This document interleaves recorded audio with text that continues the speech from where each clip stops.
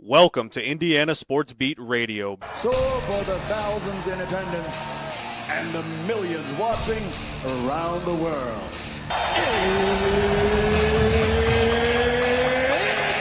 Time! Three on the way. Oh! It went in! It went in! And Indiana wins the ball game! Know your role and shut your mouth, you jabroni! Float game for the win! Ayler's gone. Come on, touchdown, Indy! Woo! IU! America! They got a football team now! It's pretty simple. I win. Google me. You know that I'm the cream of the crop! Oh, now, here's Jim Coyle. Heck yeah, baby! Heck yes! Heck yes! Thank you very much! Thank you, everyone. Sit down. It's okay. I appreciate you. Take care of your waiters and waitresses on this great Friday. Welcome aboard. Glad to have you along and glad to be here with you as, man, oh man, we're in the midst of the weekend 2 of the NCAA tournament. Indiana football practice has opened up and plenty going on. The games yesterday, the Purdue game was outstanding. Purdue wins a physical battle with Texas. That was just a beat 'em up kind of a game, and they were able to get through that with a late tip in by Trey Kaufman-Wren. And then the other games were a little different. Illinois has its way with Houston for the entire game. They're able to stay out in front of them, and they get a huge win as they roll on into the Elite Eight with this another Big Ten team joining Purdue. Arizona rolls John Calipari's Arkansas team with that's his worst tournament loss ever. And this was a good team. This shows you how good Arizona is, people. I'm telling you, that's Calipari's worst tournament loss ever. Now, I understand, and I'm not a fan of his. Doesn't matter. He's had success because he had that run of having, 10 straight years of the number one recruiting class. He had all those one and dones. But for this to be his worst ever with this team, with Darius Acuff, it's a little surprising. But again, Arizona, man, oh man, they're good. And this was from the opening minutes of the game. Arizona just had control of this game, and they never let up. Braden Burris, 21 points. Freshman Koa Pete added 21. How about the freshmen in this thing? You also got Keaton Wagler from Illinois. Those are special players. And then, of course, Illinois has the entire Eastern Bloc from Eastern Europe. Working out for them pretty good so far. I got a couple of brothers on that team as well. So it's something. But yeah, mercy for Calipari to get his worst tournament loss ever.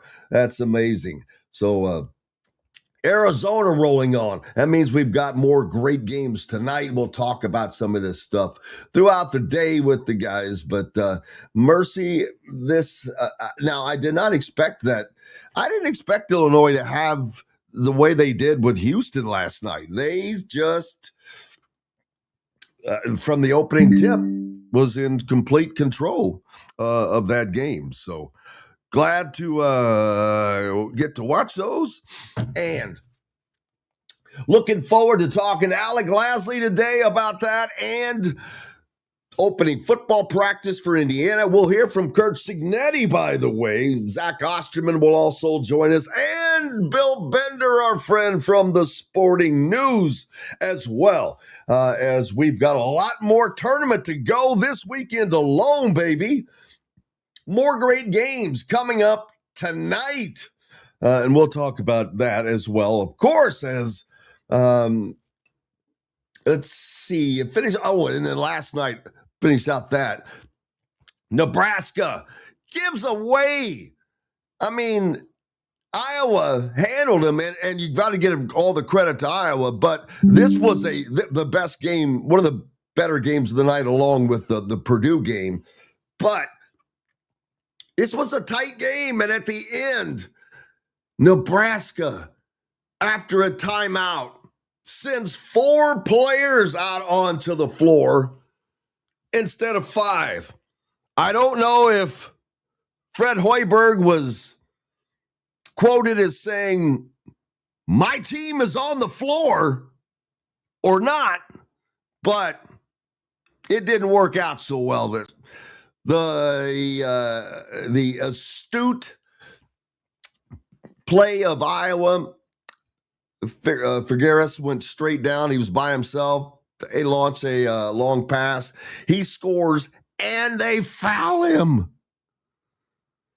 for a 3-point play. They were up 3 at the time, and that pretty much sealed it as Iowa goes on to knock off Nebraska 77-71 to continue their magical run. They're headed to the Elite 8 for the first time, and I can't remember how long. It's a long time. They hadn't been to the Sweet 16 since 1999, and an Elite 8 appearance is further back than that. But congratulations to them. Another Big Ten team on to the Elite 8. That's 3 already. And guess what? More to play tonight. We're not done yet. Of course, with tonight's slate of games, including Michigan and Michigan State. Could the Big Ten get 5 of the Elite 8 teams?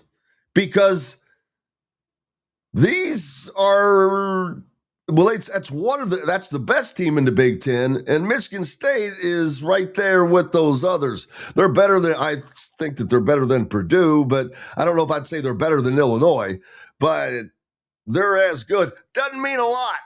Michigan State's got to take on a good UConn team who's actually seated a level above them.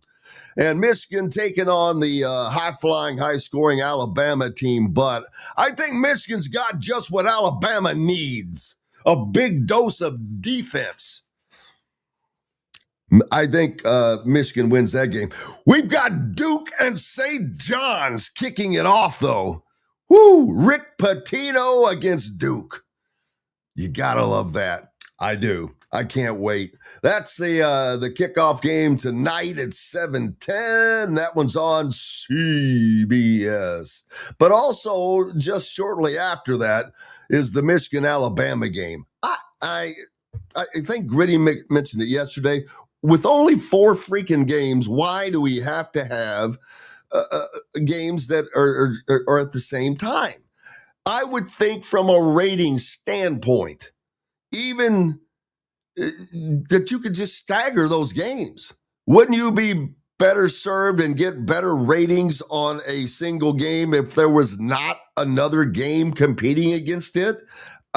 Seriously? Michigan and Alabama here. You're going to tell me how many people are not being siphoned off by Duke St. John's, or Duke St. John's? How many people are being siphoned off for that? Why not just, you run games all damn day on Thursday and Friday last week, but you think that you can't run one extra game just one section earlier in the day? Yeah, I don't believe that. But who cares what I think, right? Doesn't matter. Oh, let's see what. I want to give a great shout out to Dr. Mike King in Bloomington, DDS. If you need a great dentist, head over and see Dr. King. His son Philip, I'm looking forward to. I'm trying to get in touch with him. Bloomington South grad. He just actually responded out to me.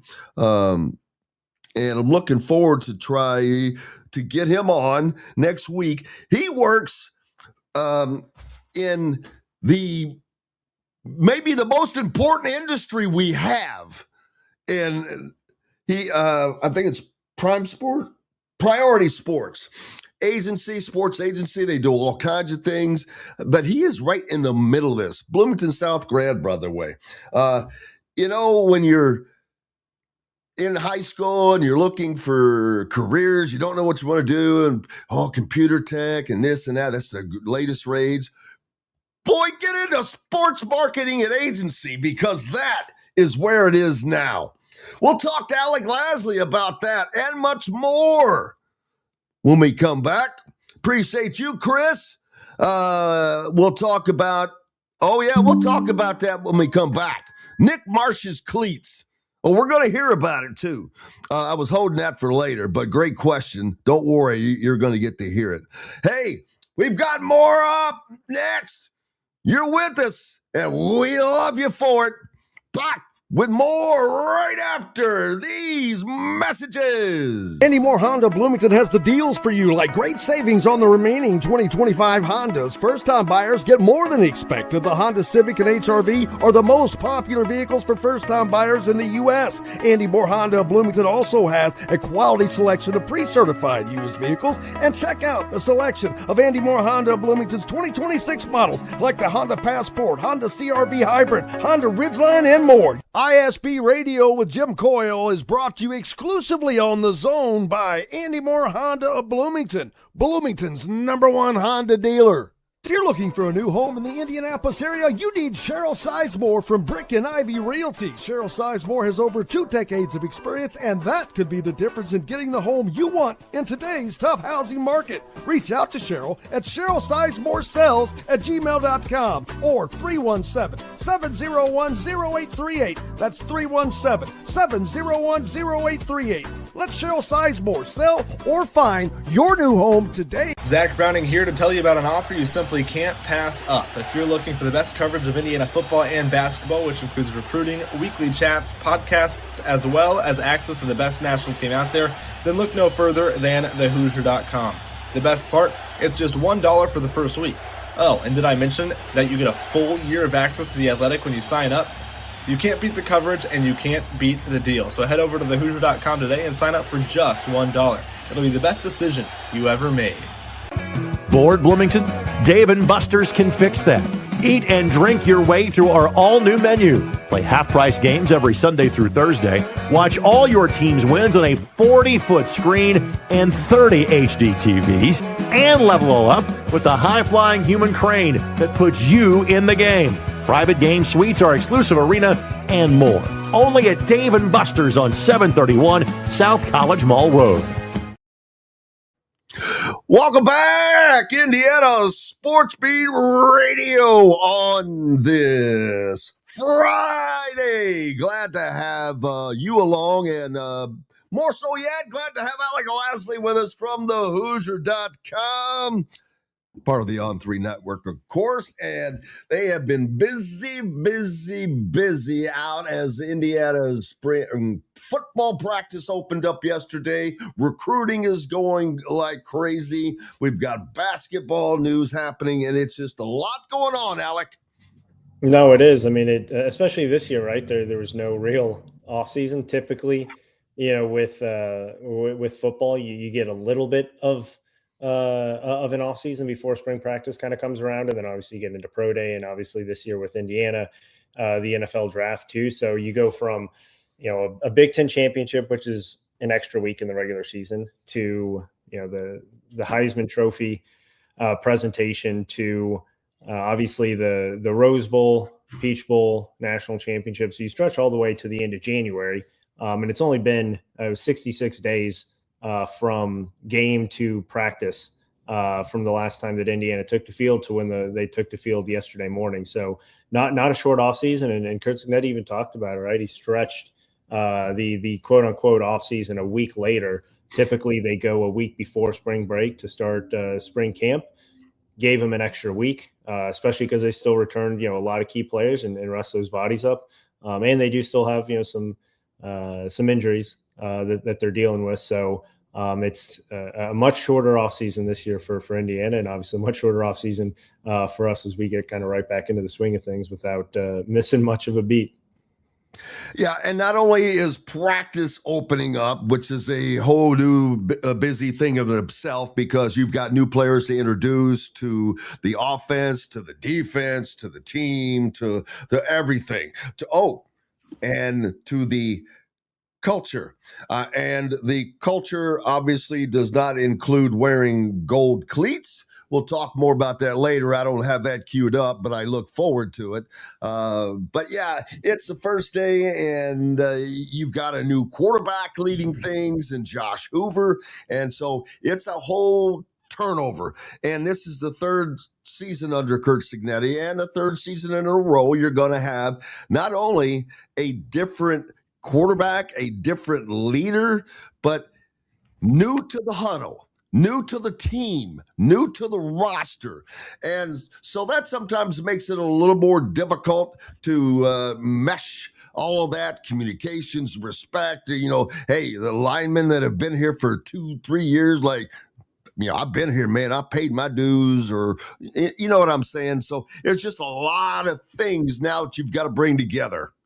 Yeah, no, and I think a point that kind of goes unnoticed too. It helps when you're bringing in new quarterbacks every single year, but they've also now, they're going to have their third different center in 3 years, right? So not only do you lose, the captain theoretically of the offense and your quarterback, you lose the captain of the offensive line in your center, right? And you've had two really good ones from Mike Kadick, obviously, a couple of years ago, Pat Coogan last season. So there's a lot of big shoes to fill there, especially after Pat Coogan's leadership and what he brought over from a veteran perspective with a winning culture background, right? So there's a lot of things that need to be kind of set in stone from a culture and standards perspective. And Curt Cignetti talked a lot about that, just like he always does in the spring, but especially last year, right? Because I think with a lot of the newcomers, right? They don't have the sweat equity in the program of not only winning a Big Ten championship, winning a Rose Bowl, winning a Peach Bowl, but then obviously winning a national championship. And I think, there's a common ground that you want to find between the newcomers and the veterans, right? Who have played in college for multiple years with the group of returners who were on that national championship team and who, really have set the standard, right? Whether it is the Carter Smiths, the Isaiah Jones, Elijah Hardys, Amari Farrells, right? You can go down the list of the guys who still are on this roster who have been there for the first 2 years of the Curt Cignetti era. And it's finding that good mesh of being able to bring that new blood in, which I think is always a nice shot of adrenaline, bring in more competition, with those guys who have been there for a couple of years, who really know what that baseline is of expectations. And you saw it right away, right? I mean, Curt Cignetti talked, really his priority and his goal of spring camp is to really set the standard again. And it's not something where, that you carry it over from last year because it's a new group, it's a new team. Obviously there's, most of the coaching staff is still there, but you bring in Tino Sunseri, from obviously UCLA, even though he was with this staff before, but still some movement there. Obviously the offense is different from 2 years ago when Sunseri was here. So there's still some newness to a lot of the group.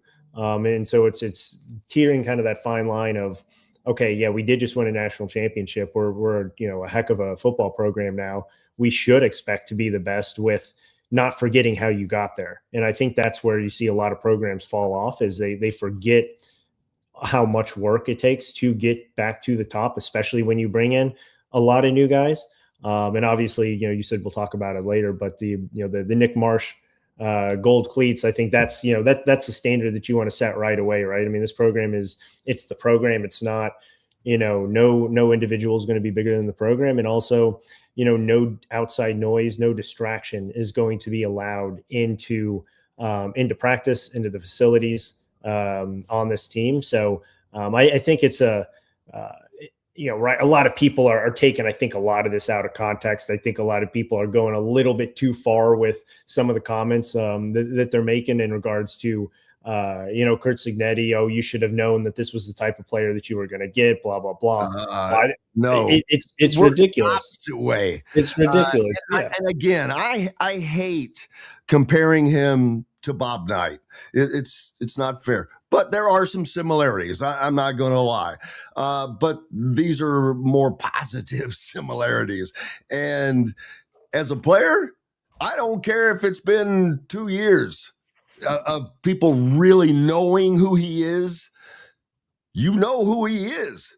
You know what you are going into. And if you thought wearing gold cleats was part of that, it's a great learning experience, I see, for not only him, but all of those that follow after. No, absolutely. And I think a lot of these guys, right, you hear the stories, right? You hear about who he is. You talk to the players who have been on the roster. You know a little bit about what he is. Obviously, you meet him on your visits, but you don't know, what Curt Cignetti is like until you get into a football season, right? I mean, that's a very different type of personality that is very, very strict with hitting each standard every single day. And, I think it's a lot of people, a lot of players should say, I think they think it's still a little bit more talk than it actually is action, especially in the spring. But we've seen now over the first 2 years, right?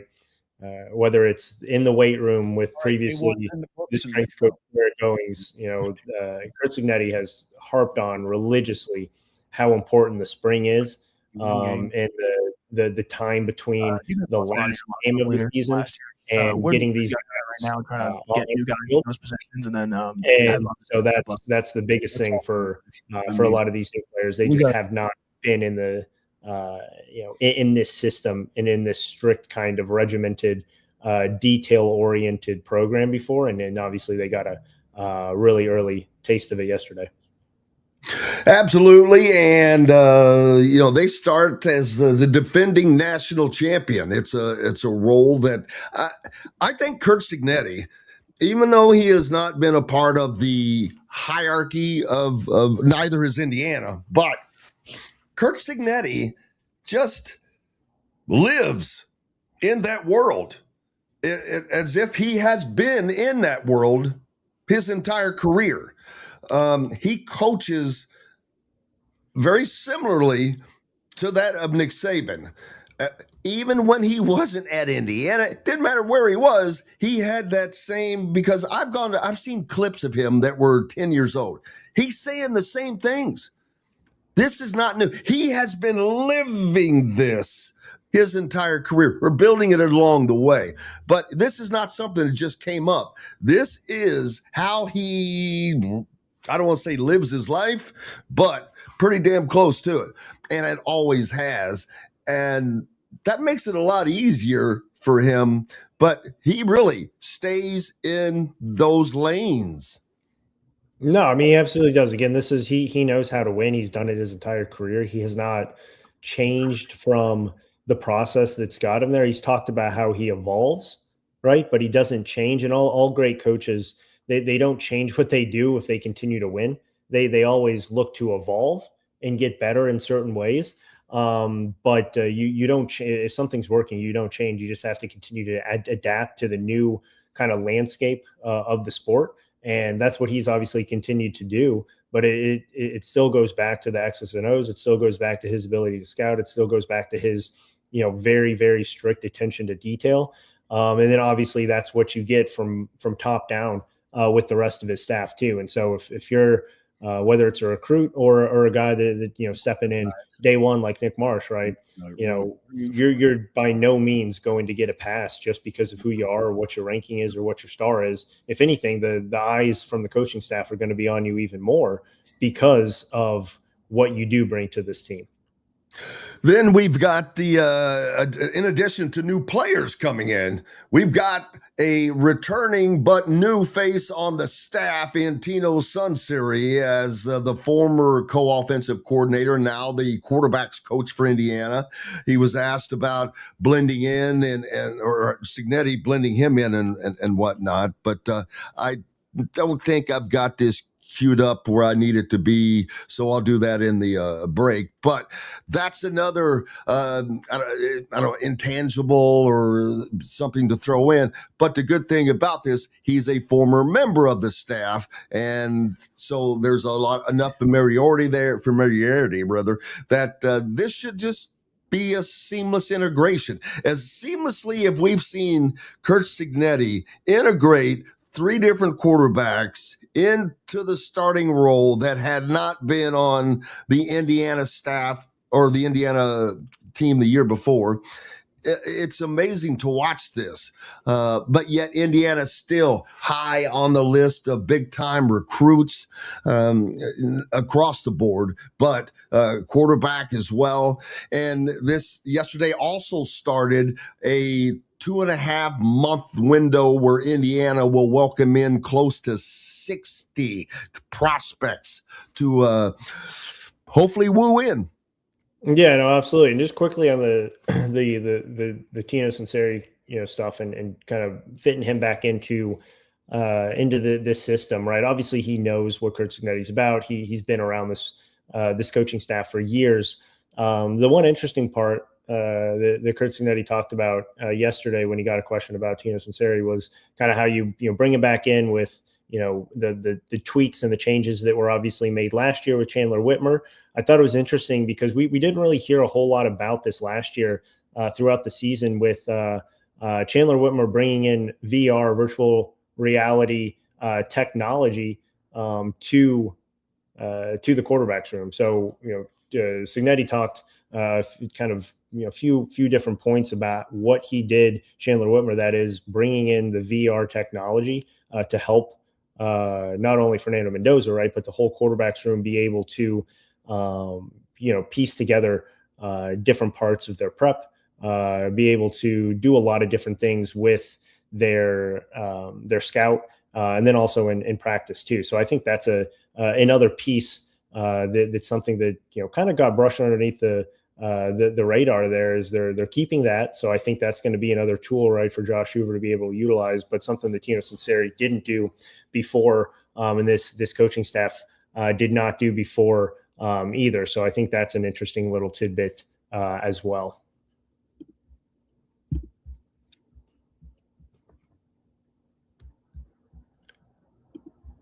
And it looks like we may have lost Jim on that one, but I mean, look, if you want to continue to talk football, you didn't lose me, brother. Where'd you go?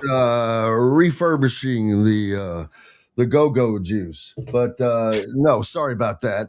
But yeah, I'm interested in see what I'm interested in now is what happens at backup quarterback, because that's I don't think it's a question. What's that? I don't think it's really a question. Do you? Who's it going to be? Grant Wilson. Okay. What's the situation with Tyler Cherry? He's back. He's back. If you even saw some of the pictures that were posted, he has a huge leg sleeve on that leg. Look, I mean, he's obviously missed all last year with the leg injury. He's back on the roster this year. He was taken off last year because there really was not a whole lot of clarity about when he would be able to come back. But he's back on the roster. He's going to go obviously through spring camp, through off-season workouts. But right, I mean, look, if we know what Curt Cignetti wants out of his quarterbacks. If you're already a young player, you're probably not going to get a lot of reps. If you're a young player who hasn't played and is coming off of a significant injury, regardless of how talented you are, I think you're still probably a year away. And I think that's where you're at with Tyler Cherry. There's a reason you bring back Grant Wilson, the guy who's obviously played a ton of football. Obviously, right, knock on wood, you're not looking and expecting any type of major injury at the quarterback position, but look at what Indiana's been able to do in the limited snaps that their backup quarterbacks have done. Obviously, Taven Jackson came in and had some really bright moments when Curtis Rourke was out, and then obviously with Fernando, a guy who really was never taken off the field, but when he did, you had Alberto that could come in and again was a Curt Cignetti type kind of mindset person. Obviously kind of an extension of Fernando in ways himself. But I think there's a reason you bring back Grant Wilson, one, to kind of help mold this quarterback room of, multiple different pieces together you don't have a lot of experience. You also bring in a new quarterback in Josh Hoover, who hasn't been with the system before. You have a guy who's now been with the system for 2 years, who knows kind of what it's like, and also a guy who's played, I think, 5 years of college football in general, right? So I think, again, the expectation is Josh Hoover goes through the season. If you do face anything, I think Grant Wilson's that guy, because he's been now in the system before. It'd be great, right, if you have one of the younger guys that kind of break through, but I just don't see that happening, and see it more being a Grant Wilson thing. If anything, right, you'll see some of these younger guys get in, obviously not burn their red shirt, I'm sure, throughout the season, but the expectation is, you're not going to have to use a lot of those young pieces unless you really, really have to. And there's a great story in the Hoosier.com right now about a 4-star quarterback that is raving about Indiana from Florida. So continue to just get more. These guys are going to want, it's like going, this is going to sound dumb, it's like going to football college, if that makes sense. They're going to learn. This is a class. This is a master's class of quarterback. They're like, okay, this guy knows what the hell he's doing. Obviously, been successful with quarterbacks before he got to Indiana, and so now he's got him winning Heisman's. And every quarterback that comes after him, including starting with Josh Hoover. Josh Hoover will be I predict right now, he's a Heisman finalist, and I think that's probably going to become the norm for Indiana. I'm not going to say they're going to have a Heisman finalist every year, but with this system and with how Curt Cignetti is about how it is run, it's going to be hard to imagine that they don't stay up there. Now, you've got to have the receivers, the line, running backs, and all that every time, which everybody is trying to do. But right now, it's looking like this is a nice wheel that is turning. No, absolutely. I mean, look, even go back to, right, it's been widely discussed, so this is nothing out of the blue here by any means, but you go back to 2019, I think it was, with Curt Cignetti quarterbacks, and they've always been, right, conference offensive players of the year, every single quarterback outside of Curtis Rourke, and he was still second team All Big Ten. He was still first in the FBS and total QBR rating, and obviously led Indiana to an 11-2 record. And I think that shows obviously what not only the system does, but you look at all these quarterbacks, they've been vastly different in terms of skill set. And I think out of the 3 quarterbacks now that you're going to have at Indiana in the first 3 years, Rourke, Mendoza, Josh Hoover, I think it's from a just pure talent standpoint, Josh Hoover is by far the most talented of the 3, which is a scary thought, right? I mean, obviously he has not had the talent around him at TCU. He's had to do a lot more at TCU. I mean, he's throwing the ball 13, 14 more times a game than Fernando Mendoza was, with less talent and with more pressure on him. The one stat, right, that everyone wants to look at is interceptions. And, he's thrown 24 over the last 2 years. And obviously this team and this system is predicated around limiting turnovers and not beating yourself, right? So that's the big kind of point of discussion. And the one thing that you need to look at is turnover worthy plays, right? Fernando Mendoza had a higher rate his 2 years at Cal in turnover worthy plays from a percent perspective than Josh Hoover did last year at TCU. So that the interceptions is not going to be the end. It's like wins and losses for quarterbacks, right? Everyone likes to look at those stats, but at the end of the day, right, they're not playing defense, they're not playing special teams, they're not doing everything else. They can only do so much. And I think interceptions is just an easy way to say, well, this guy's not as good, or this guy doesn't fit, when in all actuality, he was pretty much, I think, the perfect fit for this team because of, one, how much RPO action they had at TCU, second, behind Fernando Mendoza nationally. So you have a guy who's already used to, a specific system that's doing a lot of play action, and a lot of RPO action, right? And I think that's the biggest intangible that is difficult to find, right? We always talk about now college quarterbacks, do they play under center, or are they in shotgun, right? Because the NFL is a lot more under center. It's kind of morphing into more of, a little bit of a shotgun aspect as well. But, a lot of these college quarterbacks don't typically go under center, and you're starting to see a little bit more of a trend that way as well. But a lot of what people just don't understand is how you fit within the system. And this staff has done a phenomenal job, not just at the quarterback spot, right, but around every position, fitting guys that fit, or bringing in guys that fit perfectly in that spot. And that's why they do so well at backfilling these positions, because they're not going out. This is, obviously you look at, they had the number 1 overall transfer portal class this year, right? That obviously shows you that they got a lot more talent. Yes. But they also turned down 4, 5, 6, multiple different players that wanted to come to IU that were very talented, that just did not fit what they were trying to do. Right. They brought in one more time. They did what? Yeah, exactly. Right. I mean, they brought in, right. they brought in like 3 or 4 additional running backs because they were looking to add more to that group, because you had a couple question marks around what Lee Beebe's health would be. And they are a team that obviously likes to run multiple backs at once. And they said no to all those other guys, obviously after Turbo Richard. So you bring in the guys who fit. Josh Hoover's a guy who fits like a glove in this offense.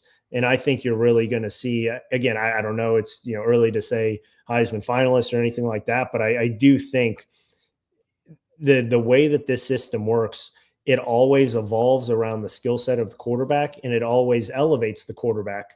It's a perfect mutual beneficial relationship that we've seen now for 6, 7 straight years under this coaching staff and the quarterbacks that they've developed.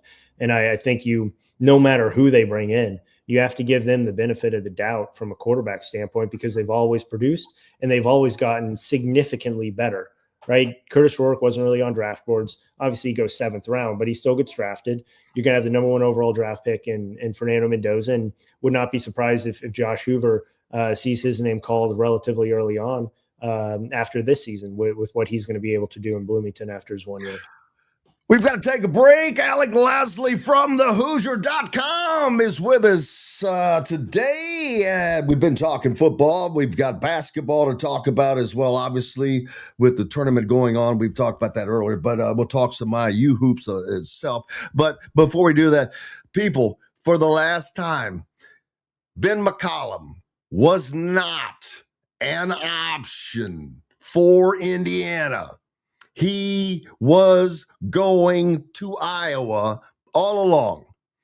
And I got to tell you, and we'll talk about it when we come back, Alec, but how good is Iowa feeling about the move they made? Where they are right now is the first time since when? The 80s? 79 or so? I have to look it up. We've got more coming up. Thanks for being with us. Jim Coyle back with more right after these messages. The ISC Sports Network is your home for sports content across the Hoosier State. Find us live on TV and streaming, or archived on our website and our app. The ISC is your one-stop shop for the content you want to see, including high school sports, college sports, and other great events throughout the year. Subscribe to our streaming service and get access to it all. ISC, local lives here. If you're looking for a new home in the Indianapolis area, you need Cheryl Sizemore from Brick and Ivy Realty. Cheryl Sizemore has over 2 decades of experience, and that could be the difference in getting the home you want in today's tough housing market. Reach out to Cheryl at CherylSizemore@gmail.com or 317-701-0838. That's 317-701-0838. Let Cheryl Sizemore sell or find your new home today. Andy Moore Honda Bloomington has the deals for you, like great savings on the remaining 2025 Hondas. First-time buyers get more than expected. The Honda Civic and HRV are the most popular vehicles for first-time buyers in the U.S. Andy Moore Honda Bloomington also has a quality selection of pre-certified used vehicles. And check out the selection of Andy Moore Honda Bloomington's 2026 models, like the Honda Passport, Honda CRV Hybrid, Honda Ridgeline, and more. ISB Radio with Jim Coyle is brought to you exclusively on The Zone by Andy Moore Honda of Bloomington, Bloomington's #1 Honda dealer. Dave & Buster's Bloomington is the place to eat, drink, play, and watch. Enjoy half-price games every Sunday through Thursday, a new menu to dig into, and next-level upgrades like private game suites, the high-flying human crane that puts you in the game, our exclusive arena, and more. Only at Dave & Buster's Bloomington, 731 South College Mall Road. Welcome back, Indiana Sports Beat Radio on this Friday. Glad to have you along, and I'm glad to be here. Jim Coyle with you, and Alec Lasley from thehoosier.com on 3, where you can get a full year of the Hoosier.com, of On 3, on Rivals, and of the Athletic. My goodness, for just around $5 a month right now, they've got their spring special. Get your subscription now. Don't miss out on all of the coverage of what's happening with Indiana football, Indiana basketball, and the upcoming portal opening. It's all there. Plus, the national coverage that Indiana is getting is it's crazy. So you're missing out on a lot of great information. But inside intel, as I believe Alec was at least one of, if not the first, to inside their site, not outside, but to report the impending addition of the latest staff member on Indiana basketball, an assistant from Louisville, Thomas Carr. No relation to Ryan, right? Correct. Unless they go distantly. Yeah, there you go. It was amazing. What amazed me is this position has just been sitting open.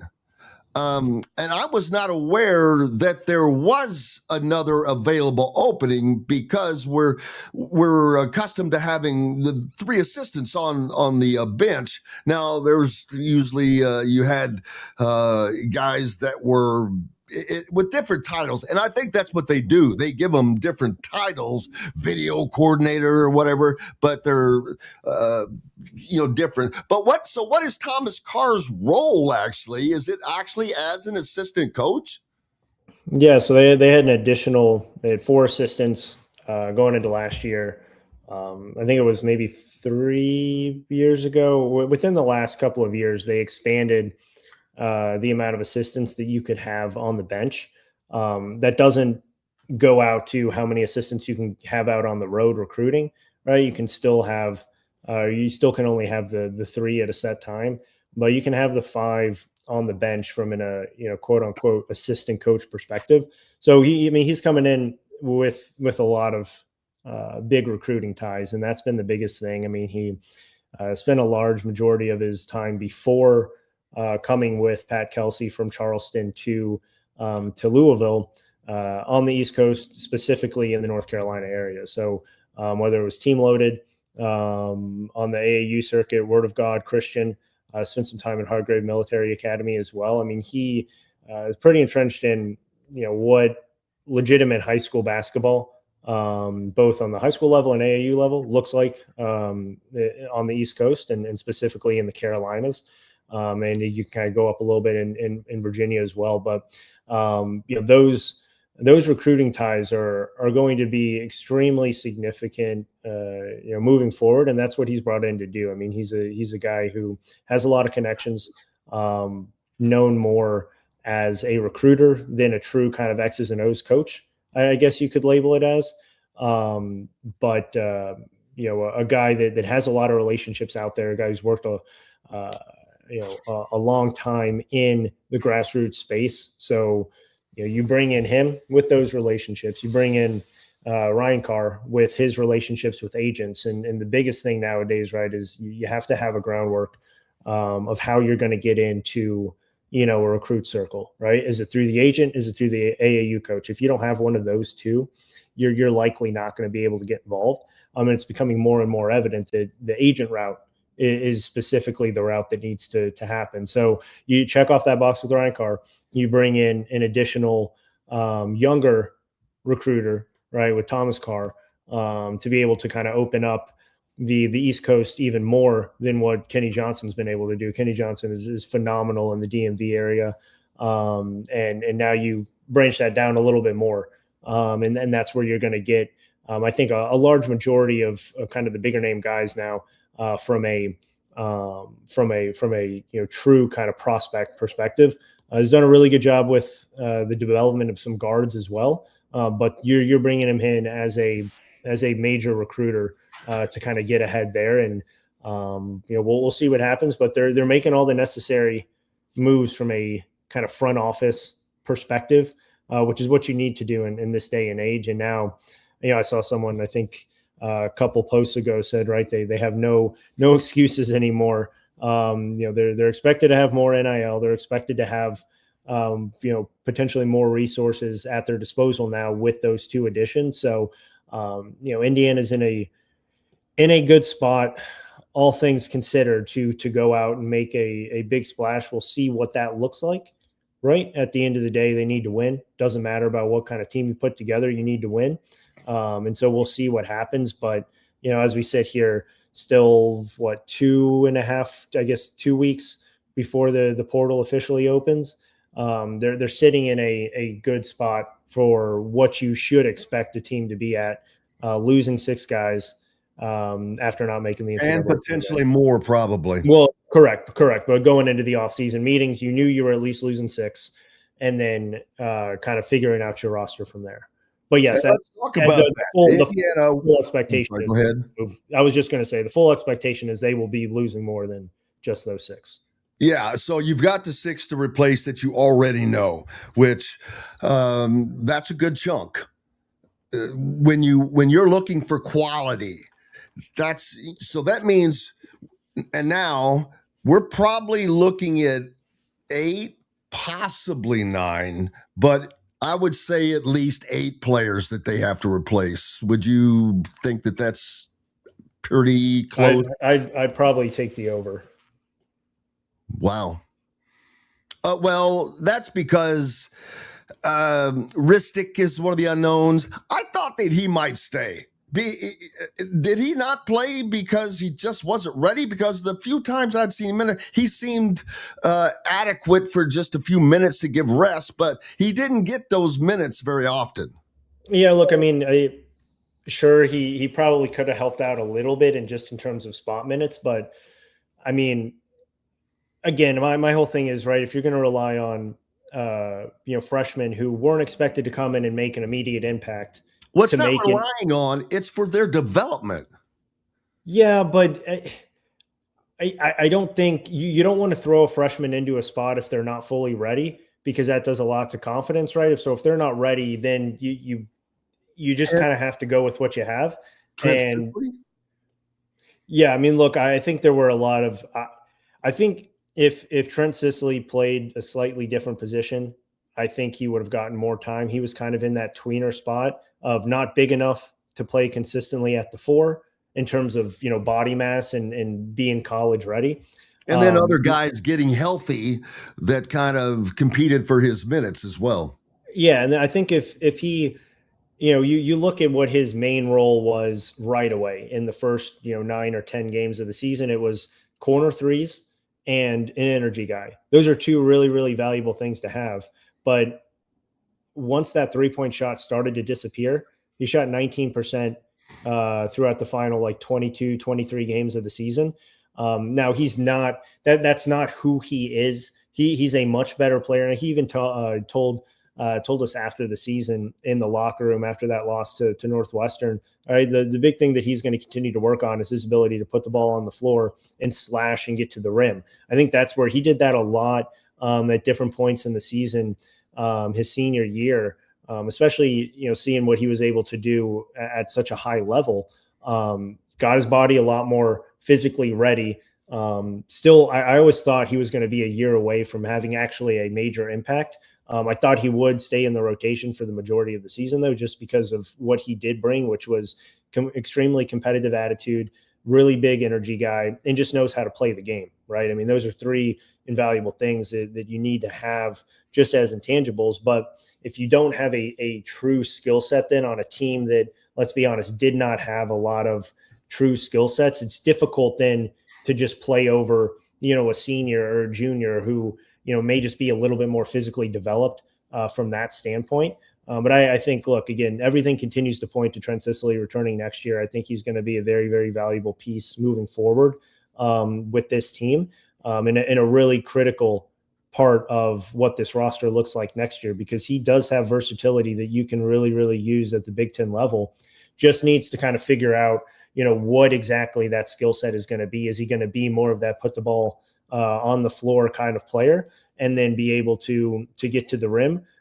He still needs to be able to knock down the jumper consistently. Doesn't need to be a high 30%, 3-point shooter, but needs to be, kind of in the mid 30s range. He's not going to be a super high volume shooter from that standpoint.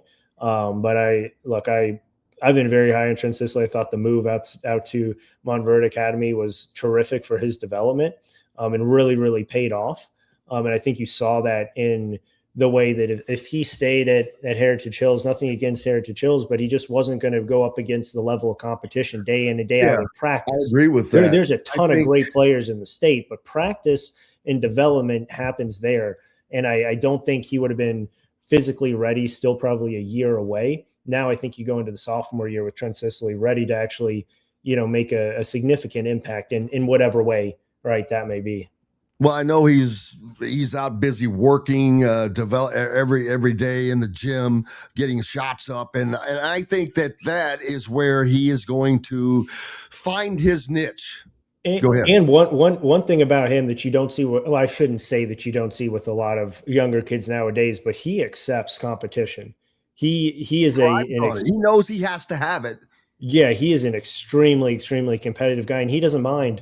Right, if there's 3, 4, 5 other players at his position, he's going to go out. He got that from his dad. Yeah, he's going to go out and prove that he needs to be out on the floor instead of saying, "Hey, why am I not?" He's going to go figure out a way to get out on the floor. So I think that's one thing, one intangible that you can't really measure. And those the players that you want to have. A coach wants to have. All right, brother. What's up next for you at thehoosier.com? Yeah, so we have a ton of stuff. Recruit reactions from day one of spring camp. They had about 30 some players there yesterday. Expected to have a huge crop again this weekend, moving into next week, detailing some of that stuff, and then obviously continuing to put out different kind of chatter intel that we're getting about the rest of this basketball roster, what that looks like heading into April 7th. When the portal, officially opens, even though, let's be honest, it's been open since last year. Yeah, I laugh about that. So, but we'll get set up on that, my man. And I know that there's a 50% off spring sale going on through the portal season right now. So you're missing out on the inside intel that's going on. There's lots of stuff on football because these national guys are contacted into these agents, so they know a lot on both sides. And then, of course, with the great local coverage as well. You better subscribe now before it goes up. It's only about, what's that? And I was just going to say, in Pro Day next Wednesday, which is going to be crazy I think they're expecting probably almost every single NFL team there, which is crazy to think. But NFL obviously team. Hell with that. There'll be more. Every media outlet will be there, I would imagine as well. But Alec Lasley from thehoosier.com. We've got more coming up. Stay tuned. Back with it all right after these messages. The ISC Sports Network is your home for sports content across the Hoosier State. Find us live on TV and streaming or archived on our website and our app. The ISC is your one-stop shop for the content you want to see, including high school sports, college sports, and other great events throughout the year. Subscribe to our streaming service and get access to it all. ISC. Local lives here.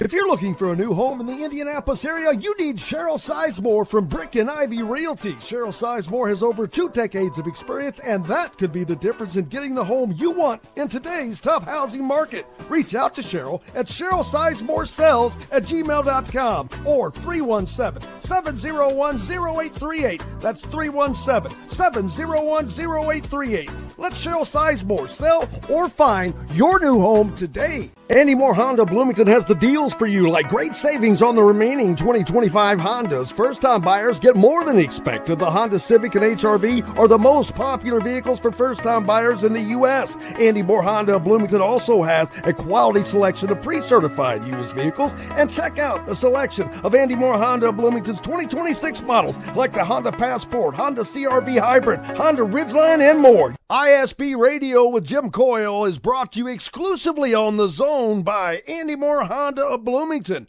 Bloomington's #1 Honda dealer. Dave & Buster's Bloomington is the place to eat, drink, play, and watch. Enjoy half-price games every Sunday through Thursday, a new menu to dig into, and next-level upgrades like private game suites, the high-flying human crane that puts you in the game, our exclusive arena, and more. Only at Dave & Buster's Bloomington, 731 South College Mall Road.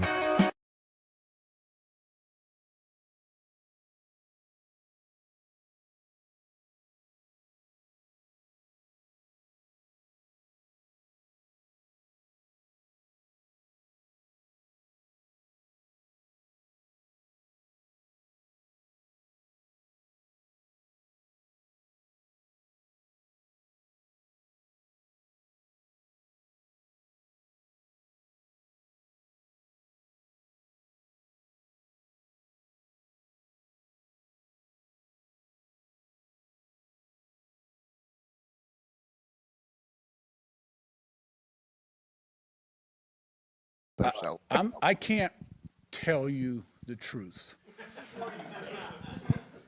but I bought a new, hold up here now, Audi SQ8 the first summer I was employed here, from down the road there, and that thing's got a lot of horsepower in it.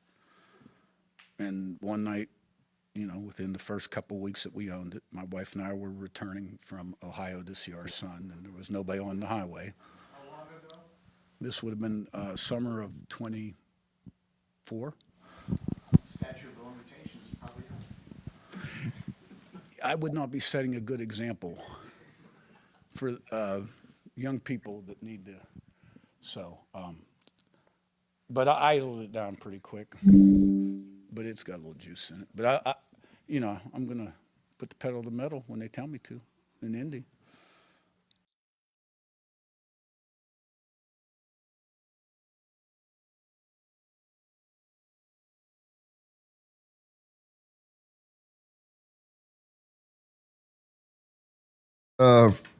Could you all cannot hear that from Signetti? I'm not didn't look at the comments there, so my microphone was muted. But did you all able to hear Signetti? That's what my question is. So anyway, I guess I've got to reset that up maybe. But that was. Okay, you heard Curt Cignetti. You didn't hear me. Sorry about that. But that was Curt Cignetti being asked what the fastest he's ever driven. And why that question came up, I don't know, but it was kind of funny. He said, I can't be honest. Obviously, I wouldn't be setting a good example for those that are supposed to be following the way. But I find that funny. I don't think that I see Curt Cignetti out punching it a lot. So there is that. Hey, before I forget, Athletes in Action have events coming up surrounding the men's Final Four in Indianapolis. Next weekend, man, it's here. But their Keys to Life breakfast is set for Saturday, April 4th at 8 a.m. Fans are invited to attend as Indiana basketball legend Steve Alford will be honored. It's happening at the Indiana Convention Center on 100 South Capitol Avenue. It just go to keystolife.us to reserve your seat or table before they're gone. The MC is former NBA analyst, ESPN Chris Broussard, ton of coaches and more there. So, and if you can't make that breakfast or want the complete Final Four experience, mingle with college coaches and more, meet them like Steve Alford. There is a free event Wednesday, April 1st. No fooling. An Easter basket stuffing thing, 2 to 2:30 in Whitestown at the Coca-Cola Consolidated building, 3690 South 500 East. I love those addresses.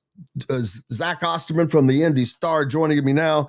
When the South 500 East. Boy, that's a geographically difficult place to find, I would imagine. But it looks like you're wearing your Braves jersey. I can't see it, but I see the powder blue as baseball season has started. And, well, I don't know how many people I've talked to this week, Zach, that, I'm a Braves fan. And I'm like, of course you are. Braves are set to win their division again, as they do every year for the last 200 years, it seems. But another good season for the Braves coming, it looks like. Yeah, we'll see. I mean, all the pitching's hurt, so I'm actually looking at the FanGraphs projections right now. They've got them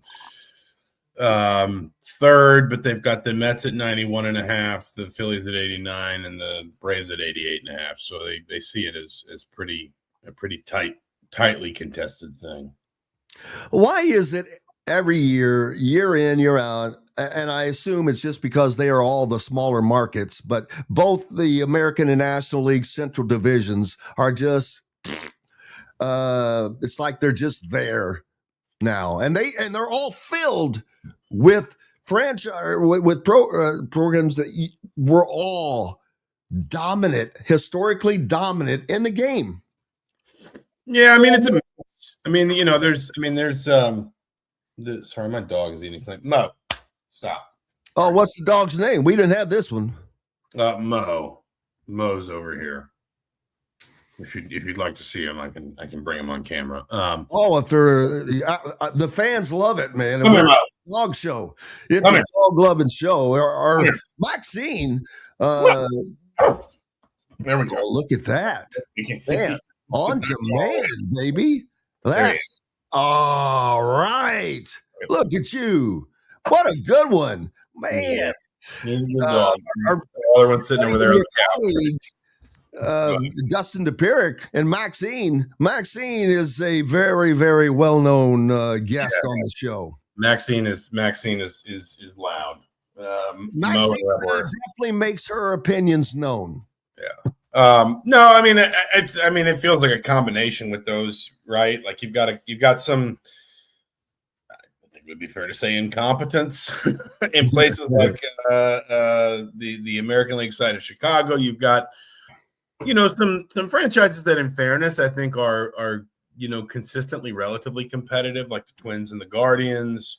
You obviously got some that'll spin. The Cubs will spin. The Cardinals seem to be in kind of full teardown mode right now, but obviously, the legacy is strong there. I think you've just got a couple, the Pirates being the obvious one, that there's just no appetite, to invest in a competitive team, frankly, and that's disappointing. It's frustrating.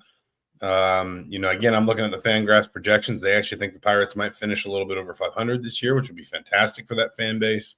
Anybody who's ever been to it, it may be the best park in the league. Is it PNC Park? Well, it's gorgeous. It sits just south of the location. Yeah, it just sits just south of where the rivers come together, and you see the entire skyline of Pittsburgh. But nothing will ever be better named than Three Rivers Stadium. Yeah, that's true. God, I love that name. But no, it just, you're right that there are not necessarily the free spenders, other than at times the Cubs have been, but there are not necessarily in general the free spenders that you see, in the East with the Mets and the Phillies and at times the Braves and certainly, the American League East, and then out in the West with the Dodgers and the Giants and so forth. Yeah, and the Reds. My Reds, my kingdom for another division title that'll never come. I guess never say never, but oh well. Man, there's so much going on right now, Zach. Obviously, the NCAA tournament, deep into the throes of it, as we are. Will be on day 2 of the Sweet 16 tonight.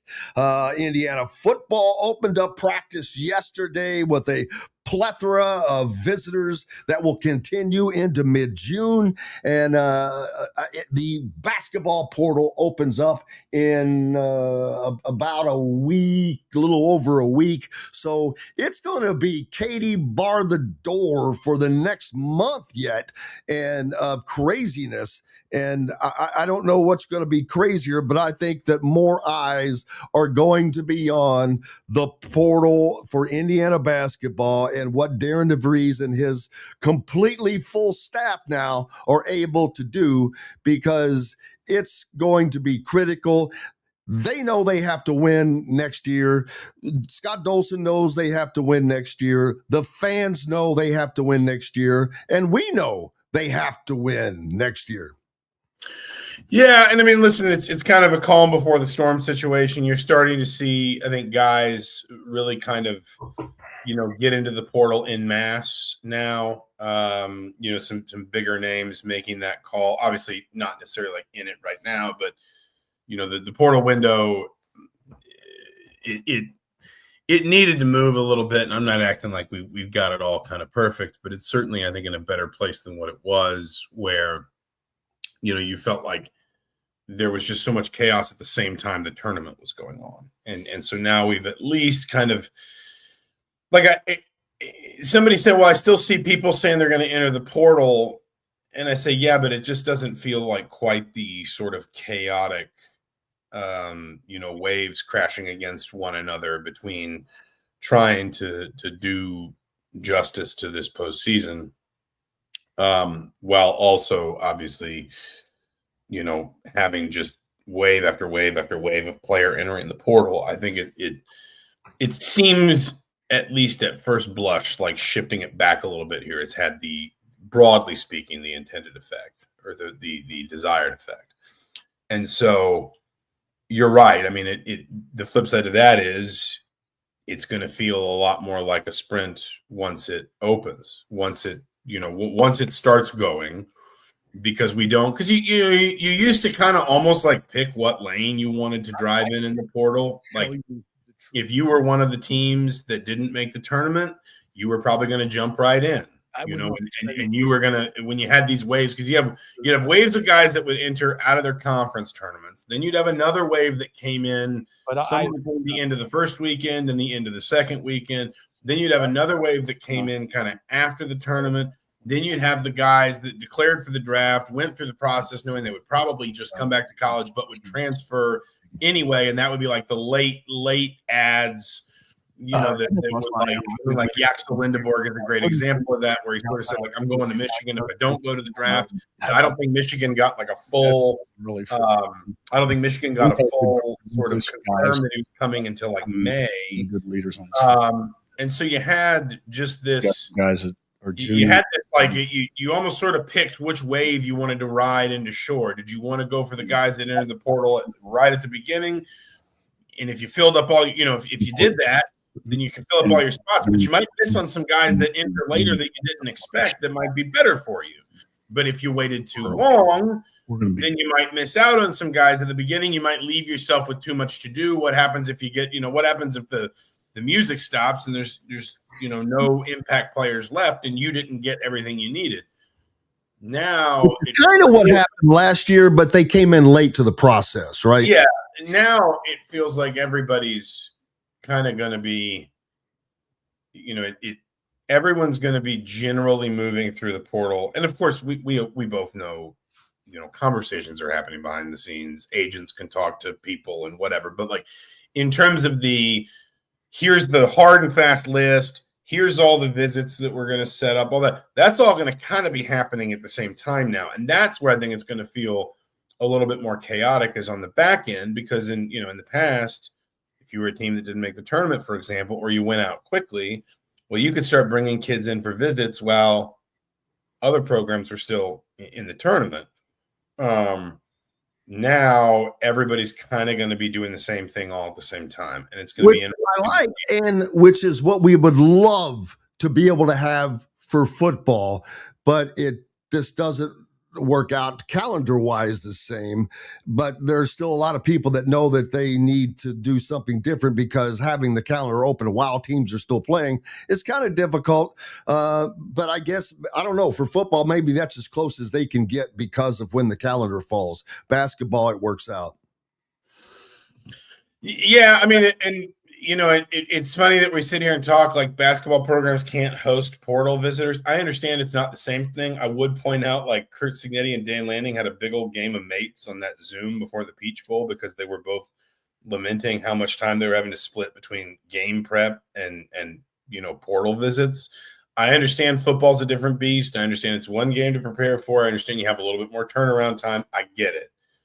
But it is funny to me that basketball sort of treats it sometimes as this very precious thing, when, frankly, football would tell you, well, we have to, we had to do this when it was before Christmas.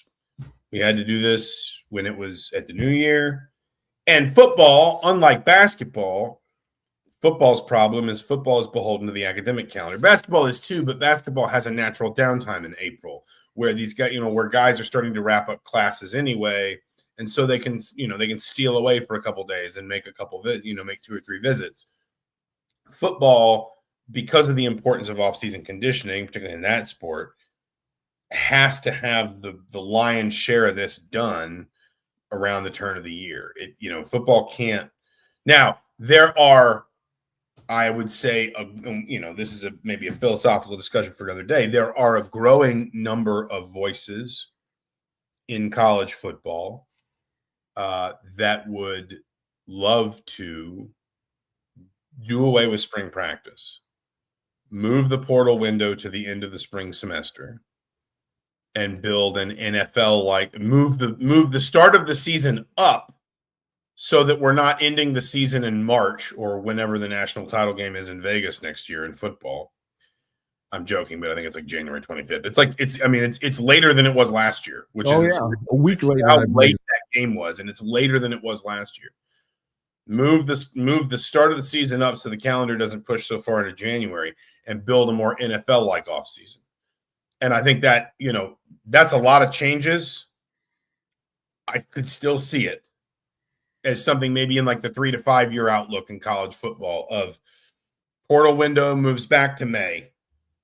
No spring practice, but you have like conditioning in the winter. You have OTAs, mini camps, whatever, however you want to structure it, whatever you want to call it, in the spring. You have the portal window at a time when everyone's out of school. It's not colliding or conflicting with anything. And then when guys get to campus, you have like an NFL style preseason in the summer. And so many of these places have indoor facilities now that, like, frankly, even the heat and all that stuff probably wouldn't be much of a consideration. Like, that's kind of one of those just sort of, take a thumbtack, pin it to the whiteboard. It's not going to happen next year. Just kind of don't be surprised if you hear maybe a little bit of you hear a little bit of growing momentum around that in the next 12 to 18 months.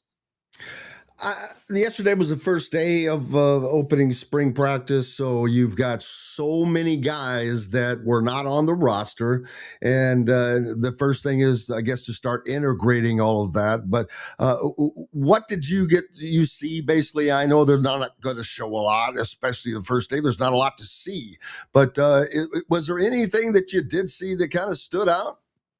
Well, I have to be completely honest. I can't think practice because I got to drop my kids off every morning. I you're right. Not either. That's what sucks. Yeah, we're not gonna see a ton, both in terms of what they allow us to see, and also spring even more so than fall is when you don't even know exactly what they're working on. Like, Curt Cignetti talked about yesterday. I've got 47 guys. They don't know what they have just yet. Yeah, but I've only got 33 on offense. A lot of guys are sitting out. Guys and this is normal.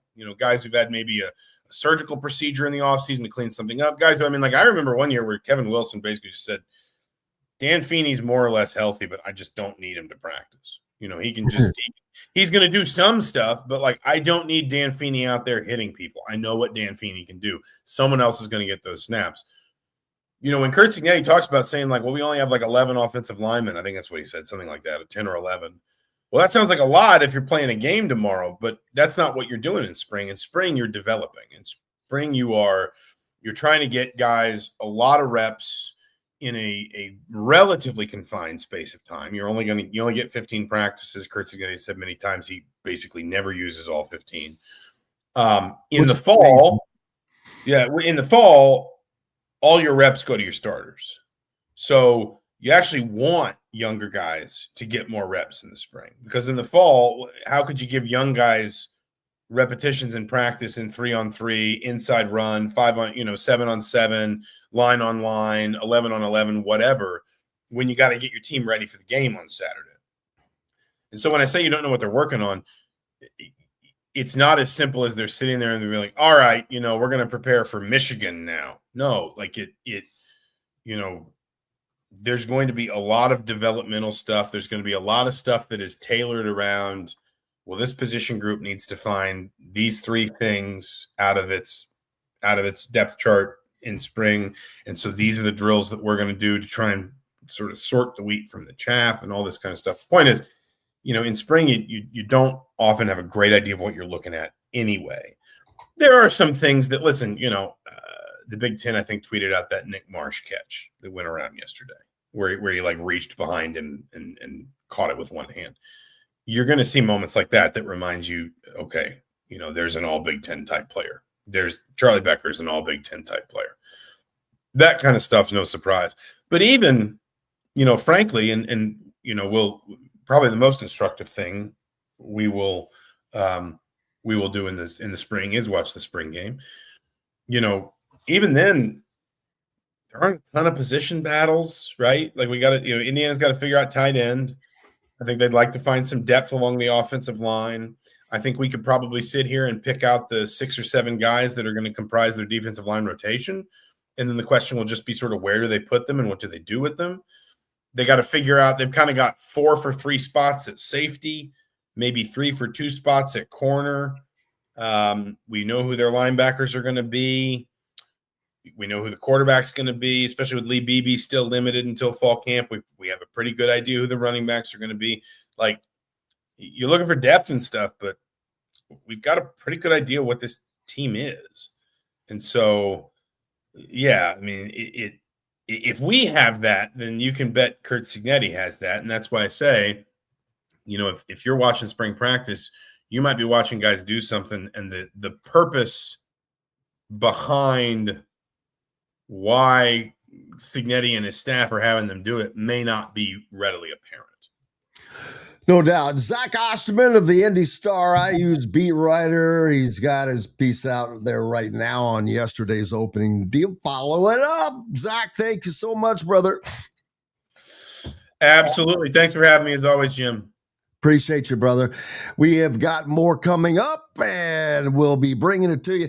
But speaking of the moment that Curt Cignetti kind of had a little viral moment yesterday. Nick Marsh, who we've talked about, the very uber-talented wide receiver transfer from Michigan State, came out in his first day of practice under Curt Cignetti wearing some very eye-catching gold shoes. I wonder what Curt Cignetti's take on that was. What about Nick Marsh really stood out to you when you were recruiting him from Michigan State? 2 years of production at Michigan State. I remember we played Maryland early in the year, and they did too, and saw that tape, and he made some big plays in that game. And I didn't love those gold shoes he came out in today. He learned what getting your ass ripped is all about. I don't know if it happened to him very often. Michigan State. That was before practice started. That was a wake-up call. But no, he's really worked hard. Andy Moore Honda Bloomington has the deals for you, like great savings on the remaining 2025 Hondas. First-time buyers get more than expected. The Honda Civic and HR-V are the most popular vehicles for first-time buyers in the U.S. Andy Moore Honda Bloomington also has a quality selection of pre-certified used vehicles. And check out the selection of Andy Moore Honda Bloomington's 2026 models, like the Honda Passport, Honda CR-V Hybrid, Honda Ridgeline, and more. ISB Radio with Jim Coyle is brought to you exclusively on the Zone by Andy Moore Honda of Bloomington, Bloomington's #1 Honda dealer. If you're looking for a new home in the Indianapolis area, you need Cheryl Sizemore from Brick and Ivy Realty. Cheryl Sizemore has over 2 decades of experience, and that could be the difference in getting the home you want in today's tough housing market. Reach out to Cheryl at CherylSizemore@gmail.com or 317-701-0838. That's 317-701-0838. Let Cheryl Sizemore sell or find your new home today. Zach Browning here to tell you about an offer you simply can't pass up. If you're looking for the best coverage of Indiana football and basketball, which includes recruiting, weekly chats, podcasts, as well as access to the best national team out there, then look no further than thehoosier.com. The best part, it's just $1 for the first week. Oh, and did I mention that you get a full year of access to The Athletic when you sign up? You can't beat the coverage, and you can't beat the deal. So head over to thehoosier.com today and sign up for just $1. It'll be the best decision you ever made. Bored, Bloomington? Dave & Buster's can fix that. Eat and drink your way through our all-new menu. Play half-price games every Sunday through Thursday. Watch all your team's wins on a 40-foot screen and 30 HD TVs. And level it up with the high-flying human crane that puts you in the game. Private game suites, our exclusive arena, and more. Only at Dave & Buster's on 731 South College Mall Road. Welcome back, Indiana Sports Beat Radio on this Friday. Glad to be here, glad to be with you, and looking forward to Bill Bender from the Sporting News joining us here shortly. And again, before I forget, the Athletes in Action has a lot going on around this year's men's Final Four taking place in Indianapolis next weekend and Monday. But on that Saturday, they're having their Keys to Life breakfast at 8 a.m. And it's honoring former Indiana legend Steve Alford. Fans are invited to attend, and you can go to keystolife.us to reserve your seat today, and that will get that taken care of. Former NBA analyst for ESPN, Chris Broussard, will MC the event. Tons of coaches there, and whatever else you've got you'd like to see as well. So, in addition to that, they have another event open to the public on April 1st. No fooling. 2 to 3:30 in Whitestown at the Coca-Cola Consolidated Building, 3690 South 500 East. Lots of coaches there. Steve Alford to be there. You can meet him as well. So head out and take care of that. And in between, with all these NCAA tournament games going on, Dave & Buster's in Bloomington has their March Madness specials. 10 wings for $10 coming up for the championship. $5 domestic margaritas. Thursdays are college nights. Students get $10 power cards with their ID. Tuesdays are for teachers. They also get a $10 power card and 15% off of non-alcoholic food and beverage. Surprisingly great menu. TVs sealing the floor, man. I'm telling you, you want to go watch the games. Nothing comes in bigger than it does at Dave & Buster's, 731 South College Mall Road. And hopefully you're taking your Andy Moore Honda vehicle or your Britt Davis vehicle to get there. Appreciate you joining us. Bill Bender is coming up here in just a little bit in our next segment. I guess we'll wait for him to do that because we'll keep it from that way from breaking up. Next season's Hall of Fame Classic at Newcastle High School is set. The boys side. All right, all four of these teams finished 92-19 last season. Oak Hill will take on Terre Haute North. Oak Hill finished 25-2. Terre Haute North 24-4. Then in the other game, Homestead versus New Albany. New Albany was a team that made it, in essence, to the Final Four of this year's 4A, getting knocked off at the semi-state championship by Mount Vernon and Luke Ertl.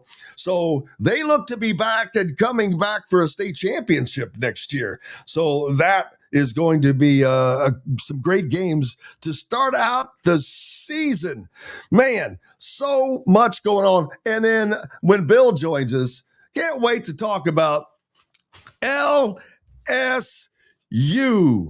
They have the triple-headed monster now. Oh, I could not remember her name. Now I do. So now at LSU, you've got Lane Kiffin, which I don't personally mind. I think he's funny as hell. But I don't have to, deal with him much. He's in the SEC, et cetera, et cetera. Will Wade, and then there's Kim Mulkey, the women's coach. She has been the most successful of any of these clowns. But she's also got other stuff going on in her past. I think she fits in at LSU perfectly. She comes out with these goofy costumes that she has designed to, I don't know what. But anyway, you've got her as the women's basketball coach. And now their men's basketball coach, none other than Will Wade, whom LSU fired just 4 years ago because he was caught up in the FBI wiretapping investigation where he was cheating his butt off, making strong-ass offers to people when it wasn't there. So Bill Bender is going to join us. I'm going to bring you in now, Bill, before I hit the break and finish out. But I was just talking about the three-headed monster that LSU has now in Lane Kiffin, Kim Mulkey, and Will Wade. I don't have a problem with Lane Kiffin. I think he's funny. And Kim Mulkey is uber successful. She's just eccentric, maybe. Will Wade's a legitimate, you want to label to him. But how are you doing, man? Hey, I'm doing well. You hear me okay? Yeah. Okay, good. Yeah, no, I did well. And obviously LSU, the most entertaining coaching collection in all of college sports, I would say. I mean, obviously they're pretty good at baseball too, but between Mulkey, Lane, and Will Wade, they'll have plenty to talk about there down in Baton Rouge. As they will, and as I will with you when we return. I'm going to take a break so we can just have the entire segment. Bill Bender from the Sporting News. Make sure you're giving him a follow and keeping up on his great content at the Sporting News. It's free, number one, and it's been around for a while. They kind of know what they're doing. Back with more right after this. Dave & Buster's Bloomington is the place to eat, drink, play, and watch. Enjoy half-price games Sunday through Thursday, plus a new menu and next-level upgrades like private game suites and the high-flying human crane. Only at Dave & Buster's Bloomington on South College Mall Road. Zach Browning here to tell you about an offer you simply can't pass up. If you're looking for the best coverage of Indiana football and basketball, which includes recruiting, weekly chats, podcasts, as well as access to the best national team out there, then look no further than thehoosier.com. The best part, it's just $1 for the first week. Oh, and did I mention that you get a full year of access to The Athletic when you sign up? You can't beat the coverage and you can't beat the deal. So head over to thehoosier.com today and sign up for just $1. It'll be the best decision you ever made. You're looking for a new home in the Indianapolis area? You need Cheryl Sizemore from Brick and Ivy Realty. Cheryl Sizemore has over 2 decades of experience, and that could be the difference in getting the home you want in today's tough housing market. Reach out to Cheryl at CherylSizemoreSells@gmail.com or 317-701-0838. That's 317-701-0838. Let Cheryl Sizemore sell or find your new home today. Andy Moore Honda Bloomington has the deals for you, like great savings on the remaining 2025 Hondas. First-time buyers get more than expected. The Honda Civic and HR-V are the most popular vehicles for first-time buyers in the U.S. Andy Moore Honda Bloomington also has a quality selection of pre-certified used vehicles. And check out the selection of Andy Moore Honda Bloomington's 2026 models, like the Honda Passport, Honda CR-V Hybrid, Honda Ridgeline, and more. ISB Radio with Jim Coyle is brought to you exclusively on The Zone by Andy Moore Honda of Bloomington, Bloomington's #1 Honda dealer. Bored, Bloomington? Dave and Buster's can fix that. Eat and drink your way through our new menu. Play half-price games every Sunday through Thursday. Watch your teams on the big screen and level it all up with the high-flying human crane. Private game suites and more, only at 731 South College Ball Road.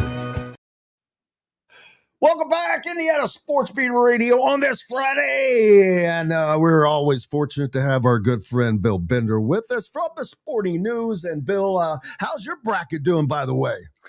Not too bad, because I had Illinois beating Houston. So wow, we are on. That's a great pick because, number one, I just thought Houston was on a mission because of last year. They're good. They're well coached.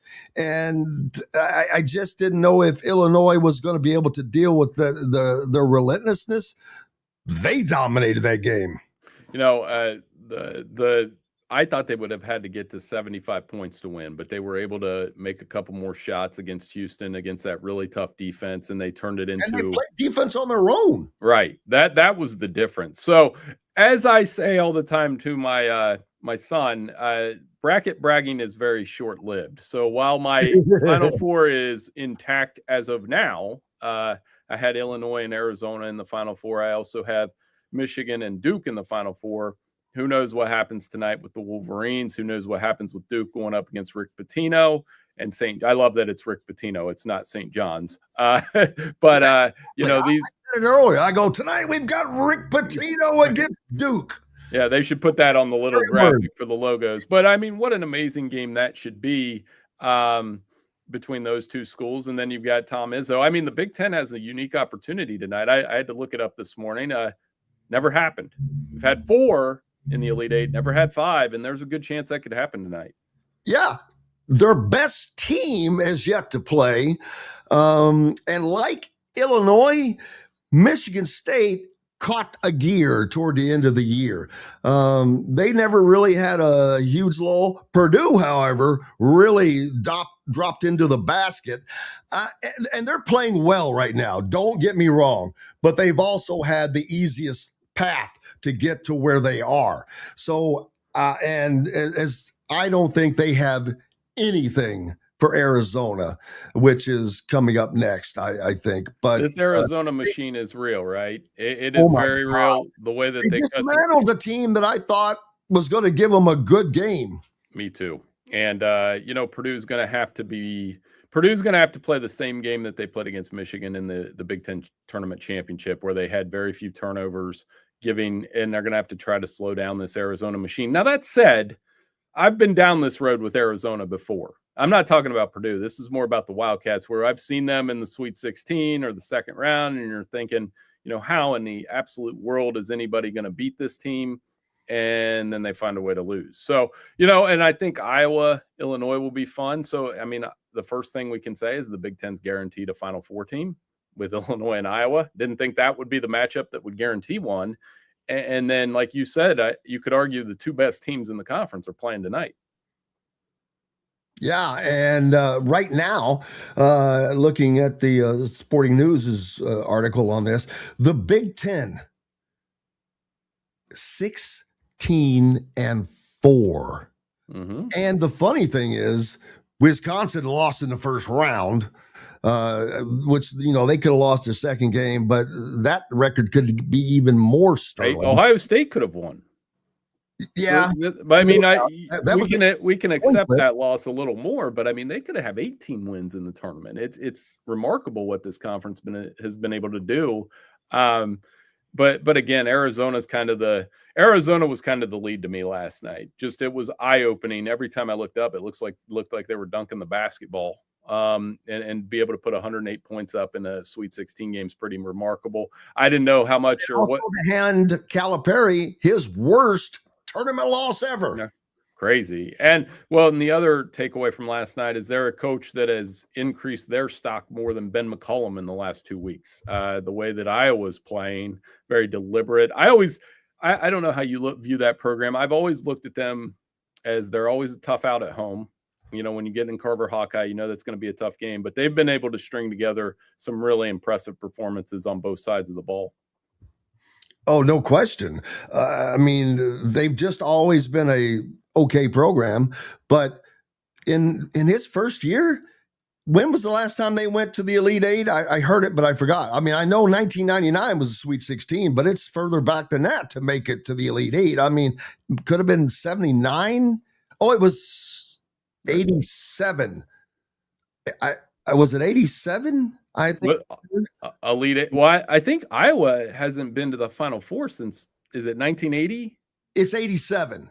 87. Okay. No, they said 87, but let me look at Indiana, Providence, Syracuse, and I can't remember who the fourth team was that year. I heard someone say 87. Maybe it was not the Final Four. I mean, it had been a while since they had been to the Sweet 16. That was 99. Right. Their last Final Four appearance was 1980. Their last Elite Eight was 1987. So, I thought that was 80 because I know Purdue and I remember that team. Right. And that was that 1980 team, obviously pretty good. I thought the stat that was really interesting is they said something to the effect of Lute Olson was the last coach to take Arizona and Iowa to the Final Four. Oh, that's a neat stat. That was the best stat I saw on social this morning. That is funny. But look what Ben McCollum has done with what he's done it with.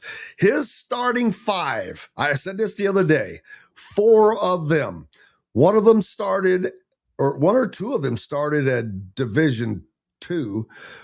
At least one started at an NAIA school, if not 2 of those guys. So this is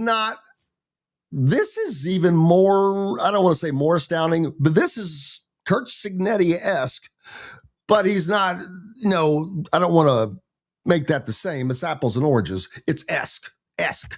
In the neighborhood, absolutely. I think one of the things that has impressed me about him, like I said, it's not just, you could have said, well, they brought Bennett Sturts with them. But no, they run good sets. They shoot the ball well. I think the way that they slowed Florida down, by the way, part of that, though, if we're being honest, Florida screwed up the end of the game with their defense and allowing an open 3-pointer. But that's another story. It's been impressive. Nebraska. They won 2 games like that. So, which brings me to my next point is the 2 most popular people in America right now, at least for the next 12 hours, with North Carolina being open and potentially Kansas if Bill Self decides to retire. He obviously he's not retiring. I hope not. But I'm saying the 2 most popular guys within those job searches potentially would be Ben McCollum and TJ Otzelberger.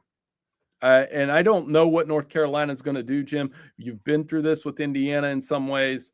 Mike DeCourcy and I were talking about this last week. And he wrote about it. I think they need to break away from the family, so to speak. For those of us they've come out and basically said they're going to do that. They need to, and I think it's time. It sneaks up on you that Dean Smith retires, and you go through 4 coaches with Dean Smith ties. It reminds me a little bit of Michigan football when they used to do that with Schembechler. Remember, it had to be a Michigan man to coach Michigan and all that.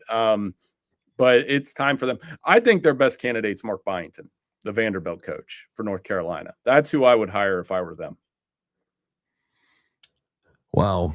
it's going to be amazing to see who gets that job. But what I keep trying to tell, Indiana basketball fans is look at the message boards for Kentucky. Look at the message boards for North Carolina. Look at the message boards for Syracuse. Who's UCLA? I mean, how many big time programs are kind of swimming right now in this age? Now with Indiana, it's different because this has been of their own making. It's been for way too long, and they have kept themselves in this position even up through now because of the mistakes that they had made, and that's on them. So, but now they have a golden opportunity again to turn this around beginning next season when this portal opens up in about a week. They have everything in place. They've got this. They added a new staffer yesterday and Thomas Carr from Louisville. They've got a GM and Ryan Carr from the Pacers. They're going to have probably 8, possibly 9 spots to fill again, Bill, because they've got 6 that are leaving. I think 2 to 3 more of those guys are going to go. And so this is going to be an entire new team again, basically.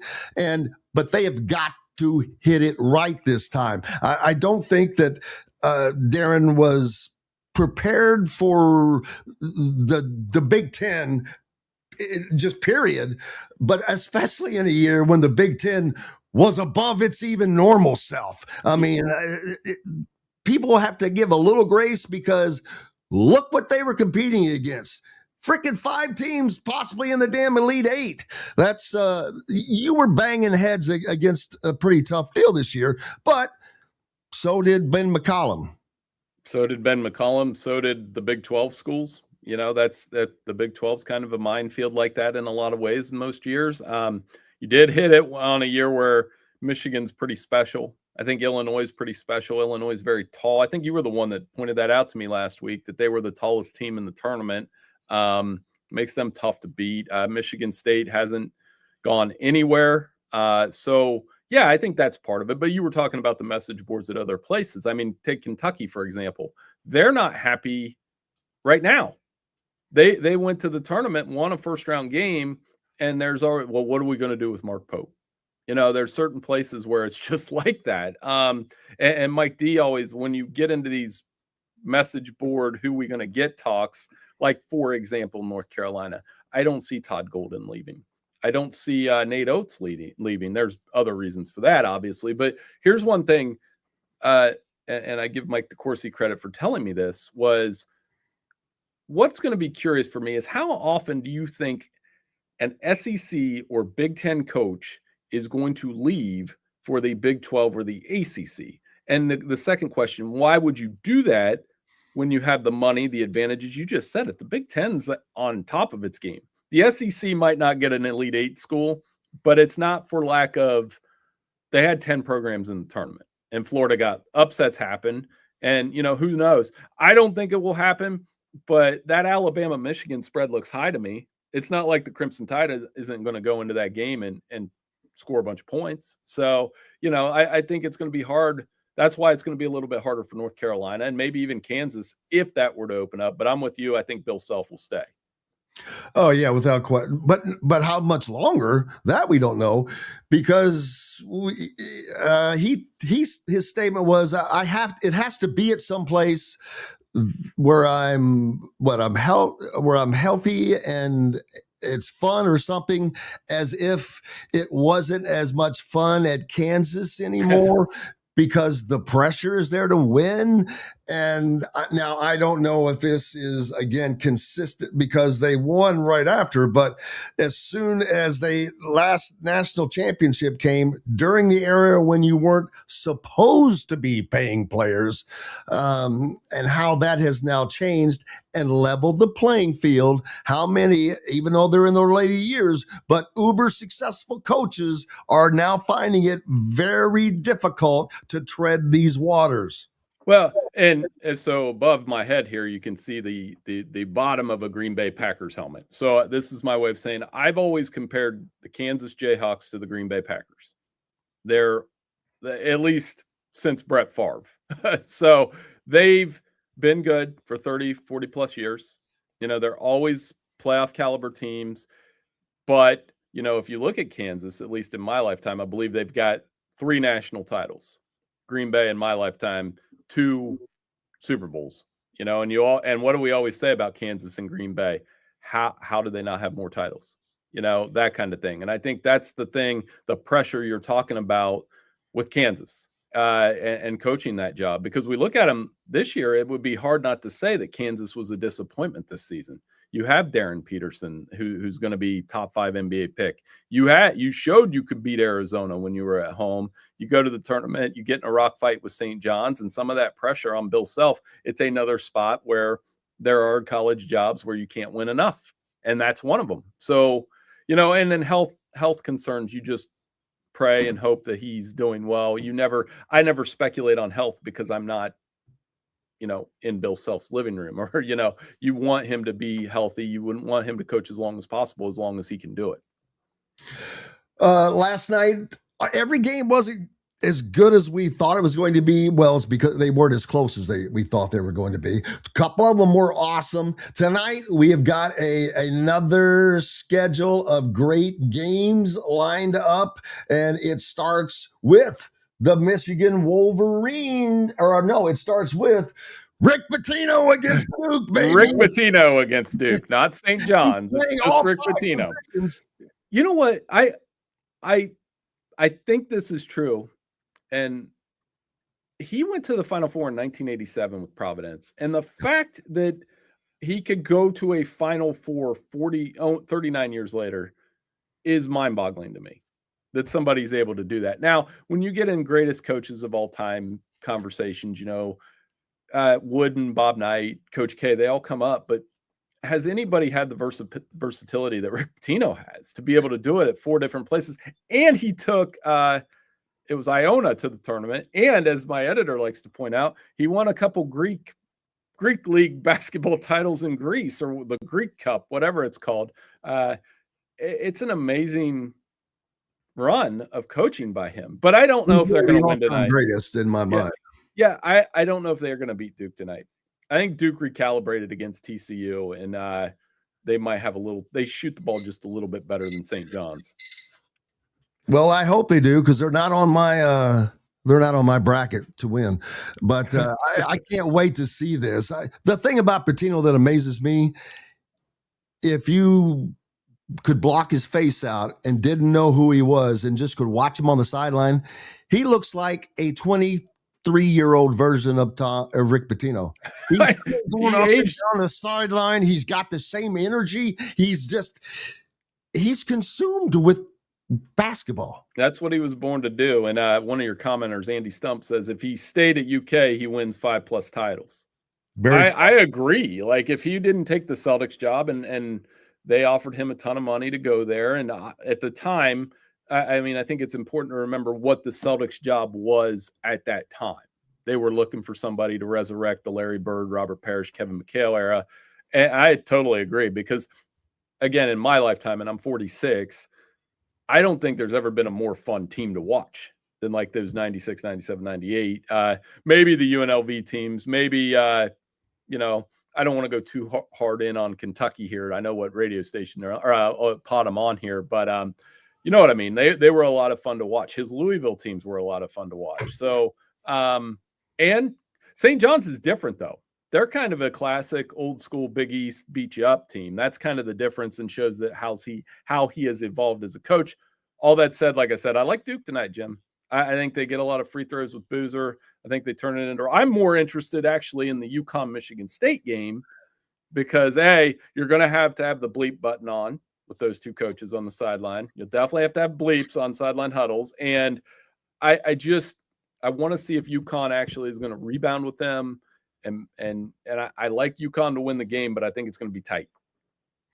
We'll certainly find out. Bill Bender with the Sporting News. Make sure you're giving him a follow, and hopefully we'll get to talk again next week. And Are you going to the Final Four? I'm not. Mike will be there. I'll be probably in house, but I'm definitely looking forward to it. It should be a lot of fun, and I will definitely check in with you next week. I love this segment with you guys. Your listeners are great, and you're easy to talk to. We could go all day. Nobody loves it more than I do, man. We all love as a matter of fact, everybody loves you and your versatility across all sports. But I just love the conversation. Bill is just a great guy on top of that. So thank you for being with us, buddy. Have a great day, Bill, and a great weekend. Bill Bender from the Sporting News. Make sure you're giving him a follow. And man, that's going to wrap it up for us today. Unfortunately, it went so fast. But back on Monday to do it all again. We'll wrap up what happened with the weekend. Until then, go out and have yourselves a great time. I'm Jim Coyle. I will see you on the radio. Stay tuned for Glass. Thanks for listening to Indiana Sports Beat Radio. Be sure to subscribe to our YouTube page for more clips and team coverage of Indiana basketball, football, and more. You can also find full episodes and tons of other content on thehoosier.com. We'll see you next time for another edition of Indiana Sports Beat Radio.